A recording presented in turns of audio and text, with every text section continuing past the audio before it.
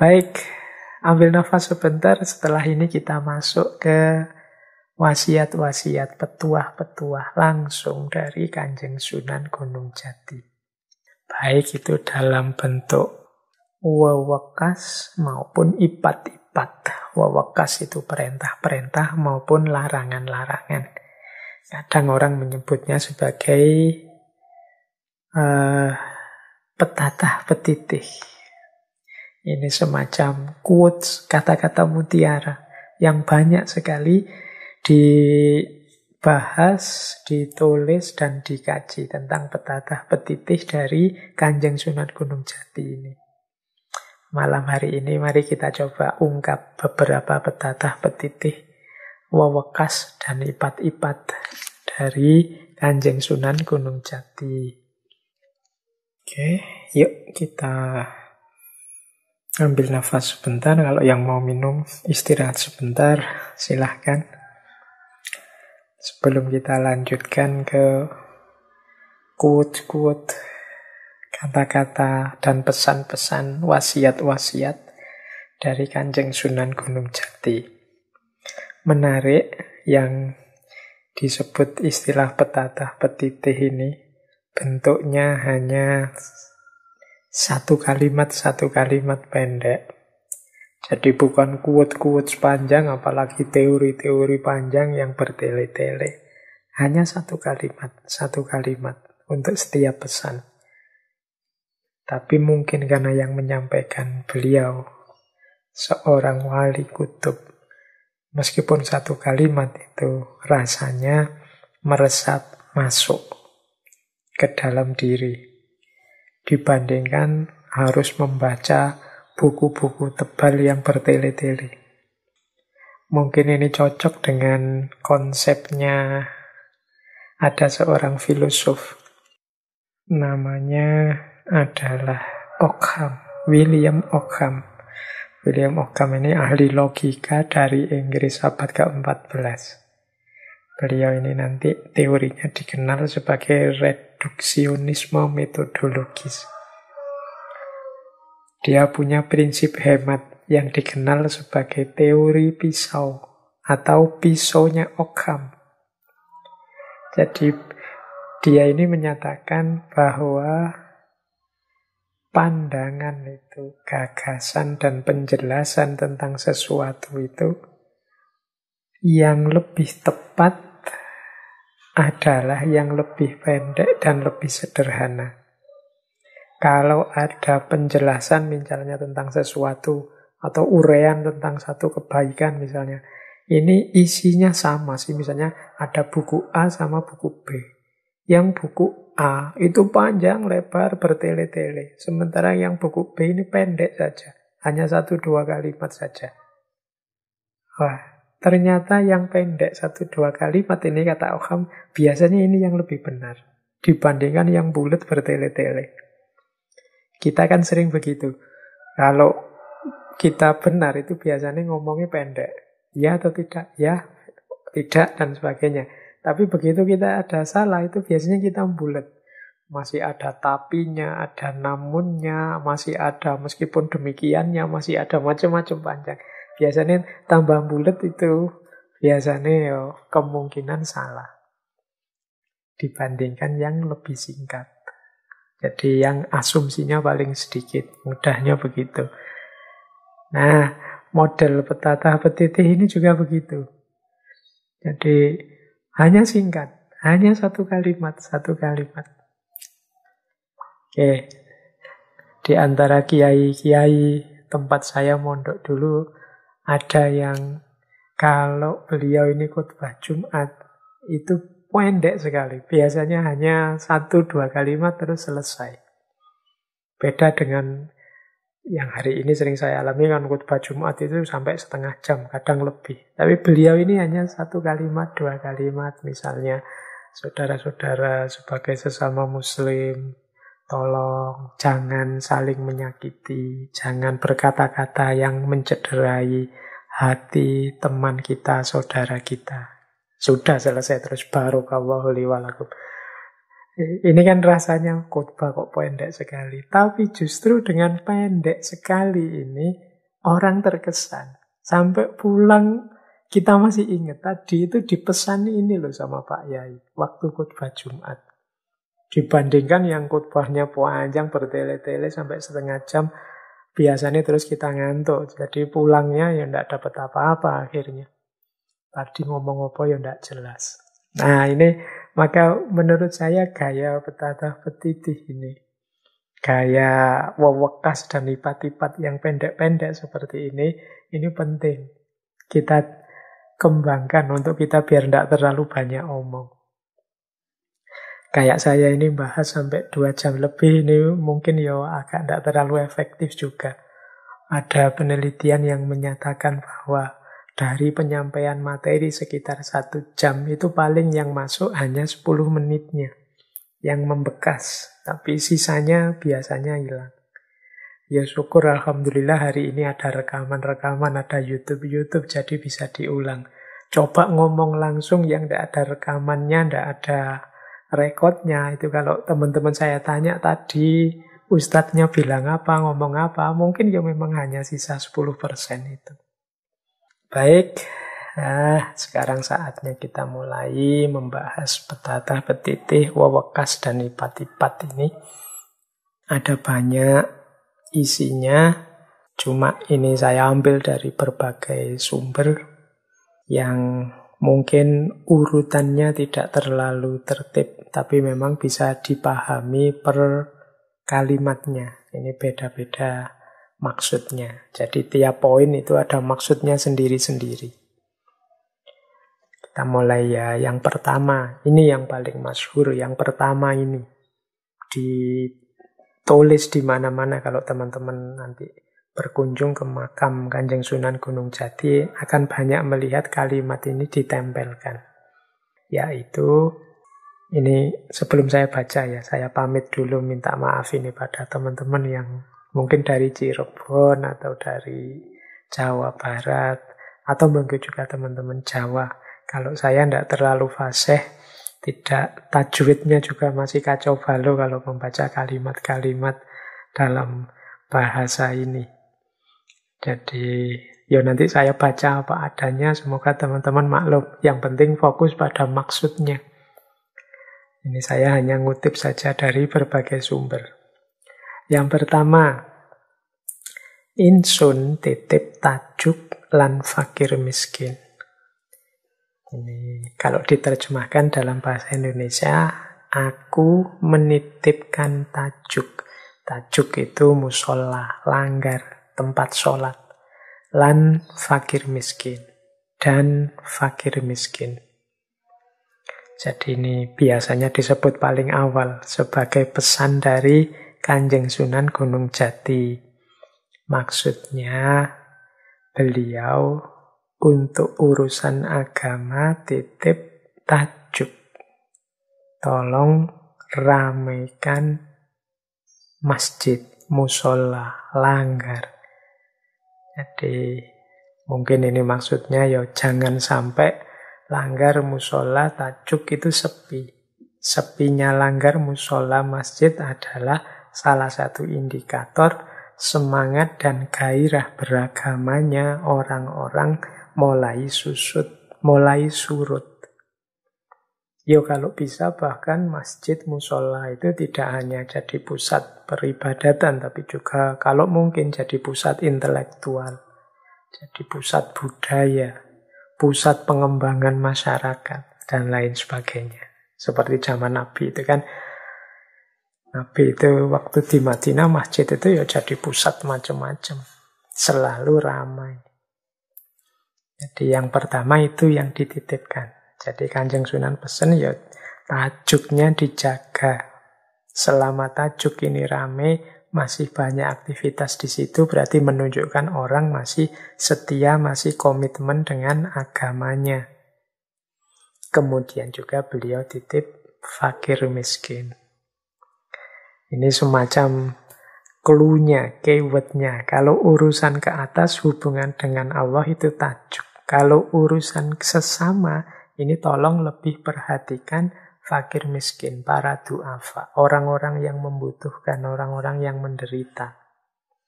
mereka ini perlu perhatian lebih dari kita. Atau kalau pakai petata petitih ini mereka dititipkan oleh Kanjeng Sunan pada kita. Jadi perhatian kita kepada fakir miskin itu menunjukkan bahwa kita sedang serius menjalankan amanat Allah sebagai khalifahnya. Sementara perhatian kita kepada tajuk musola masjid adalah isyarat simbol bahwa kita ini menetapi amanat Allah sebagai hambanya. Jadi tajuk itu simbol vertikal, tempat kita menuju Allah, dekat dengan Allah, dan fakir miskin adalah simbol horizontal, pemenuhan amanat kekhalifahan, bahwa di antara yang diamanatkan yang harus kita tuntaskan di muka bumi ini adalah fakir dan miskin. Jadi ini oleh Kanjeng Sunan digunakan dua simbol, yaitu tajuk dan fakir miskin. Kemudian selanjutnya masih dalam petatah petitih, yen sembayang kungsi pucuke panah, yen puasa den kungsi tetaling gandewa. Nah, ini kurang lebih artinya begini. Kalau sedang sholat, jadilah seperti anak panah. Kalau sedang puasa, jadilah seperti talinya gandewa. Gandewa itu maksudnya busur panah.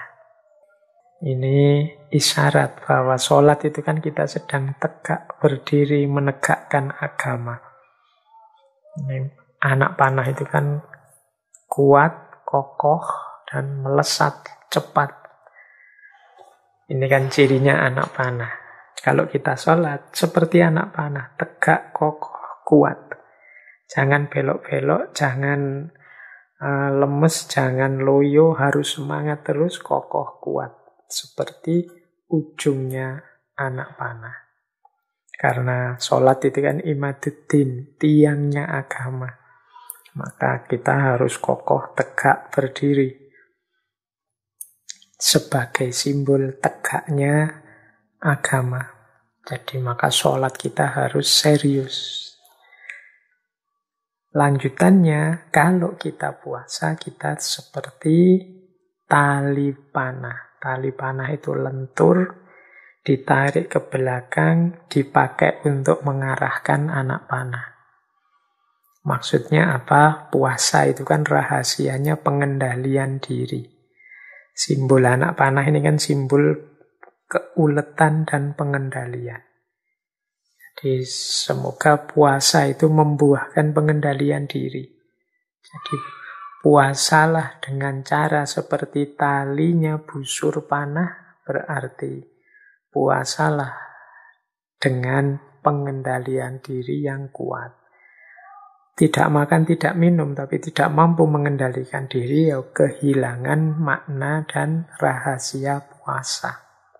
Menjalankan sholat tapi suka-suka, sak seneng-senengnya sendiri, tidak peduli apakah sholatku ini berkualitas atau tidak, berarti sholatnya tidak serius, tidak tegak.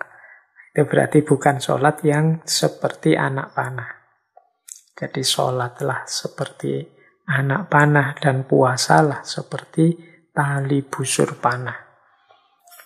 Ini pesan paling dasar. Jadi setelah pesan tajuk dan fakir miskin, beliau juga pesan jangan lupa sholat, jangan lupa puasa. Tidak hanya itu, sekaligus kualitasnya. Sholat seperti ujung anak panah, seperti anak panah, dan puasa seperti tali busur panah.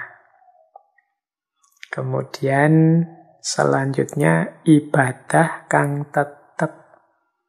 Ibadah kang tetep itu berarti istiqomah lah. Ini pesan yang sering saya sampaikan ya, pesan istiqomah. Istiqomah itu berarti terus-menerus. Apapun yang dirasakan tidak berhenti.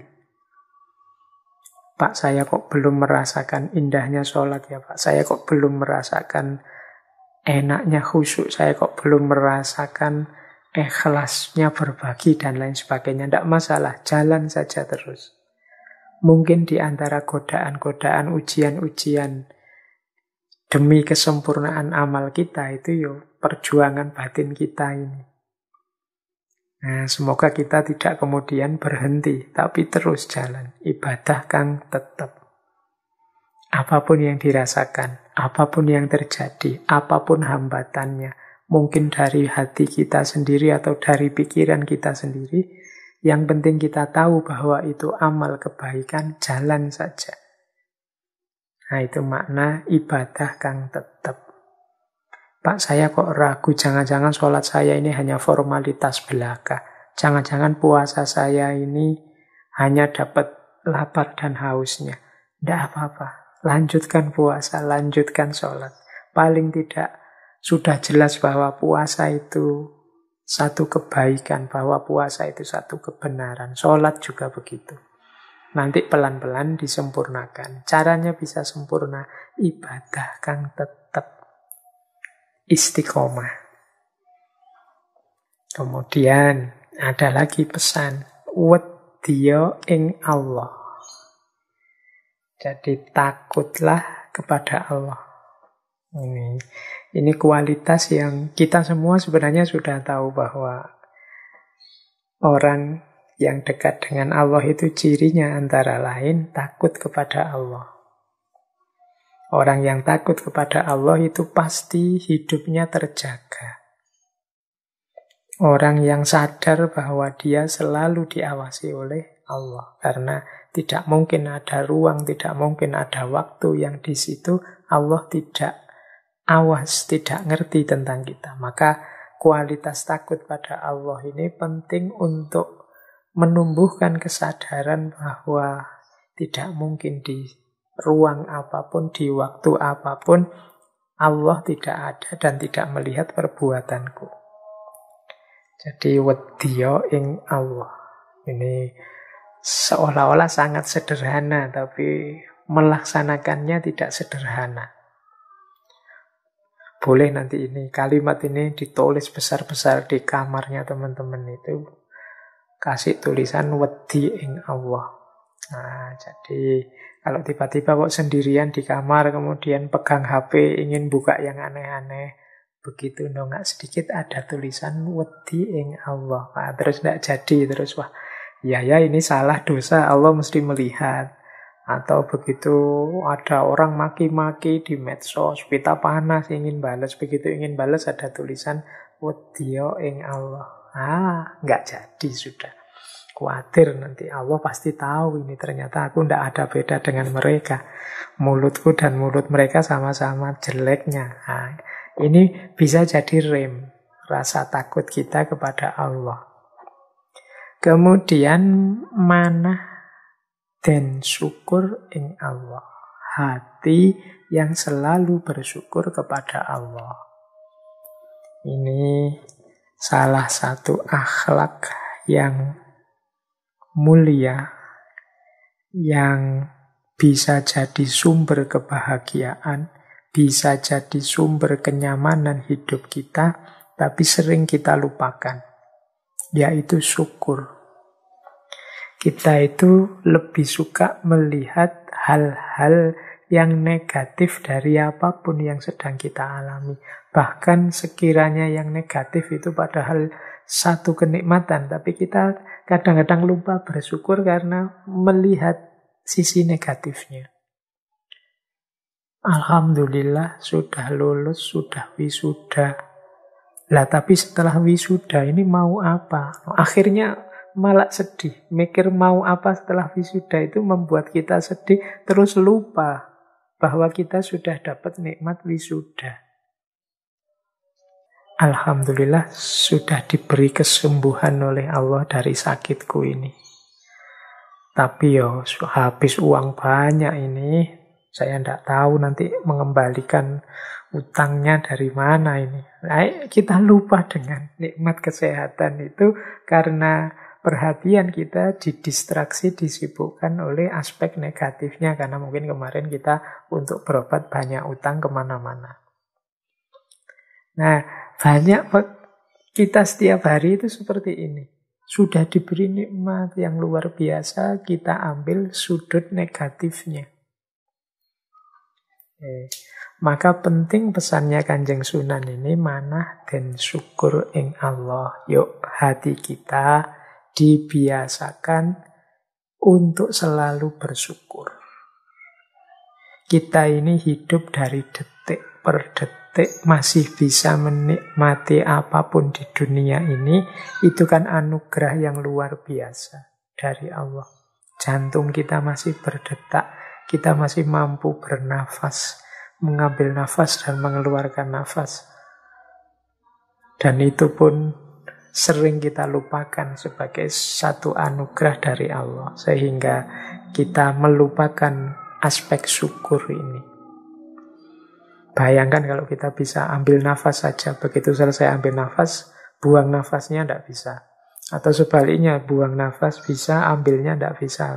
Pasti innalillahi itu kan. Berarti sekedar bernafas saja itu nikmat yang luar biasa dari Allah. Tapi itu pun kita tidak pernah bersyukur, tidak pernah terima kasih kepada Allah. Kita selalu nuntut, selalu kecewa, selalu marah-marah, selalu tidak terima pada keputusan-keputusan Allah. Seolah-olah kesulitan sedikit yang kita rasakan sekarang itu menutupi 90% kenikmatan yang diberikan oleh Allah. Sehingga terus kita lupa dengan bersyukur. Maka Kanjeng Sunan wanti-wanti secara khusus, syukurlah kepada Allah. Kemudian kudu ngakehaken pertobat. Kudu ngakehaken pertobat itu harus memperbanyak tobat. Jadi tobat itu berarti kesadaran bahwa kita itu manusia, kita itu banyak salahnya, banyak kurangnya, sering khilaf. Meskipun kita sering juga tidak ngaku kalau kita salah dan kita khilaf. Maka ayo jangan berhenti bertobat. Bahkan yang tidak bersyukur tadi saja itu sebenarnya juga termasuk perilaku tidak tahu diri di hadapan Allah. Harusnya kita juga sudah bertobat pada Allah. Banyak perilaku-perilaku yang tidak kita sadari. Yang ini sebenarnya tidak pas, tidak cocok. Maka perbanyaklah bertobat. Kita sering kalau ada kesulitan menyalah-nyalahkan Allah. Kita sering kalau ada kenikmatan merasa bahwa itu karya kita, hasil kita. Nah ini kan juga perilaku yang harus kita tobati. Kita sering merasa lebih dari yang lain. Ini pun harus kita tobati. Kita sering menganggap bahwa kita ini orang yang lebih istimewa. Atau sebaliknya, ada yang minder menganggap bahwa kita ini tidak punya keistimewaan apa-apa. Seolah-olah Allah tidak memberi apa-apa pada kita. Dua-duanya harus kita tobati. Dan rasanya masih sangat banyak hal-hal yang harus kita tobati. Harus kita sadari bahwa itu salah dan berjanji tidak akan mengulangi lagi, kemudian minta maaf kepada Allah. Jadi kudu ngakehaken pertobat. Setelah titip tajuk fakir miskin, sholat dan puasanya dijaga, istiqomah dalam ibadah, takutlah pada Allah, bersyukur dan bertobatlah. Nah ini pesan-pesan kunci. Hanya satu kalimat ternyata kalau dijelaskan ya panjang. Tapi paling tidak satu kalimat ini bisa menyadarkan kita. Ini kalau yang mengucapkan langsung Kanjeng Sunan di depan kita itu pasti lebih masuk, lebih meresap dalam diri kita. Karena faktor yang mengucapkan. Kalau yang mengucapkan hanya saya, mungkin kalian berhenti hanya pada tahu dan tidak tahu saja. Mungkin kalian ngomongnya sudah pernah Pak, wis tahu Pak, dan lain sebagainya. Ya kalau yang mengucapkan Kanjeng Sunan langsung pada kita, ya meskipun sudah pernah, tapi rasanya pasti beda. Lebih merasuk, lebih meresap. Oke, jadi petata petiti ini boleh nanti dibaca sendiri di kamar sambil merasakan bahwa ini pesan dari seorang wali kekasihnya Allah.